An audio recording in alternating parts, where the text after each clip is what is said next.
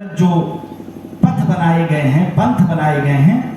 उनकी व्यर्थता को धर्म उनकी व्यर्थता सिद्ध करता है। और इन चीज़ों की रोशनी में, इन विचारों की रोशनी में अपने लिए सबसे बड़ा धर्म आप तलाश करते हैं, जो मनुष्य का धर्म हो सकता है, मानव का धर्म हो सकता है। मुझे याद आता है कि अगर मैं अपनी भारतीय परंपरा में धर्म को परिभाषित करने वाले कुछ कथनों पर गौर करूं तो ज़्यादा तो नहीं मुझे याद है, लेकिन मेरे ध्यान में है कि कृष्ण भी गीता में, अभी कृष्ण और अर्जुन की भी चर्चा हुई थी,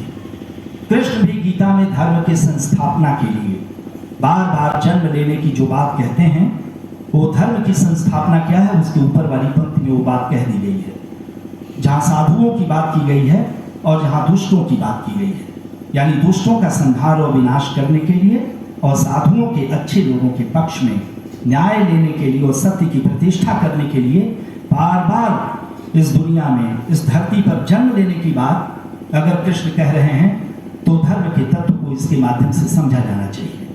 जब तुलसी सत्य को और धर्म को एक दूसरे का पर्यायवाची बना देते हैं और कहते हैं कि सत्य ही धर्म है और धर्म ही सत्य है, जब तुलसी कहीं कहते हुए दिखाई देते हैं तो धर्म अपना एक पारिभाषिक आकार ग्रहण कर रहा होता है, एक उसके बारे में एक धारणा बन रही होती है।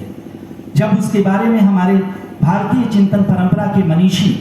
जब बहुत सारे लक्षणों की चर्चा करते हुए, क्षमा, स्तेय और धैर्य वगैरह की चर्चा करते हुए, और जब कहते हैं कि इन तत्वों के आधार पर, इन लक्षणों के आधार पर धर्म को परिभाषित किया जा सकता है, तो आप देखिए कि वो मानवीय मूल्यों की बात कर रहे होते हैं, जिसमें ईमानदारी होती है, जिसमें नैतिकता होती है, जिसमें दूसरों के प्रति उदारता होती है, जिसमें क्षमा का भाव होता है, जिसमें धैर्य का भाव होता है। ये तमाम सारे संदर्भ जो हैं आपको दिखाई देंगे कि ये आकर के धर्म के संदर्भ में मिलते होंगे। ऐसी स्थिति में अगर धर्म को परिभाषित करने वाली हमारी भारतीय चिंतन परंपरा, जिसमें किसी भी तरह की किसी संकीर्णता के लिए कोई जगह नहीं है,